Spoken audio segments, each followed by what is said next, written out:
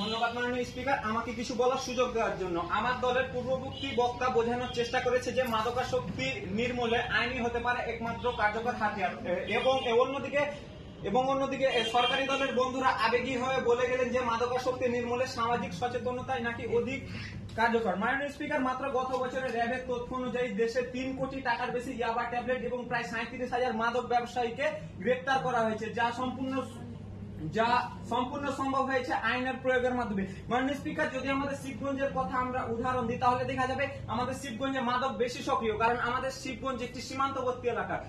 সরকার দলের বন্ধু যখন প্রশ্ন করেছে যে বাংলাদেশে মাদক আমদানি কিভাবে হচ্ছে, তখন তাকে বলতে চাই জাতিসংঘের 2024 সালের রিপোর্ট অনুযায়ী বাংলাদেশে 80% মাদক দ্রব্য আসে সীমান্ত পথে, এবং আমরা যদি দেখতে যাই তাহলে আমাদের যে সীমান্তবর্তী এলাকার লোকজন কিন্তু হচ্ছে অশিক্ষিত এবং নিরক্ষর, তাদের মাঝে কোনো সচেতনতা কাজ করবে না। তাদের মাঝে যখন আইনের ভয় থাকবে তখন তারা এটা থেকে দূরে থাকবে।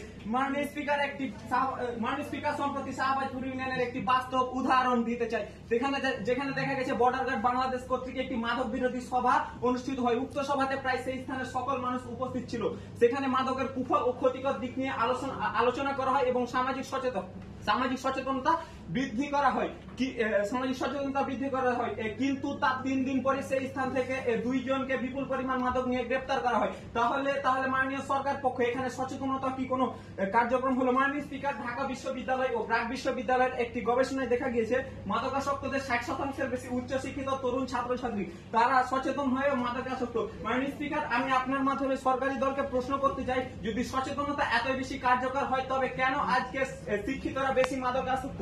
মাননীয় স্পিকার, বাংলাদেশে 2018 সালে নতুন মাদক নিয়ন্ত্রণ আইন প্রণয়নের পর মাদকাসক্তির হার 18% থেকে 13% নেমে আসে। সূত্র ডিএনসি রিপোর্ট 2021, যা প্রমাণ করে যে আইন সমাজে তাৎক্ষণিক প্রভাব আনে। 2024 সালে অভিযানে প্রায় 8,000 কেজি গাঁজা ও 5 কোটির বেশি ইয়াবা ট্যাবলেট উদ্ধার করা হয়। মাননীয় স্পিকার, আমি আপনার মাধ্যমে আবার সরকারি দলকে বলতে চাই যে সচেতনতা কার্যক্রমের পর মাদকাসক্তির হার কমেছে, এর কি কোনো সঠিক পরিসংখ্যান আপনারা দিতে পারেন? জানি পারবেন না। সবশেষে বলবো, সচেতনতা মানুষকে বোঝায় কিন্তু আইন মানুষকে বাধ্য করে, আর মাদক মুক্ত সমাজ করতে শুধুমাত্র বোঝানো নয়, বাধ্য করাটাই এখন জরুরি।